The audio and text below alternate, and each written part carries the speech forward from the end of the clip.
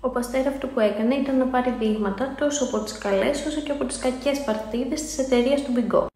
Πέρασε λοιπόν ατέλειωτες ώρες εξετάζοντάς τις. Η γυναίκα του τότε, σε κείμενα που διασώθηκαν, έγραφε στον πατέρα της ότι ο Λουί Παστέρ είναι χωμένος μέχρι το λαιμό στο πανταρόσμο. Ο Παστέρ λοιπόν παρατήρησε στο μικροσκόπιο ότι στα δείγματα που είχε από το χαλασμένο χυμό κυκλοφορούσαν μέσα ένα μεγάλος αριθμός από ραβδόμορφα πράγματα, τα οποία δεν υπήρχαν στους υγιείς κάδους από την εταιρεία του Bigot.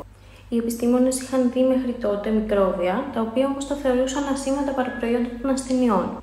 Ο Παστέρ λοιπόν συνειδητοποίησε ότι αυτά τα ραβδόμορφα πράγματα ήταν ζωντανά και ήταν αυτά τα οποία δημιουργούσαν το πρόβλημα. Επομένως, συμβούλευσε τον Bigot να επιλέγει μόνο τους κάδους που περίχανε την υγιή μαγιά. Και το πρόβλημα λύθηκε.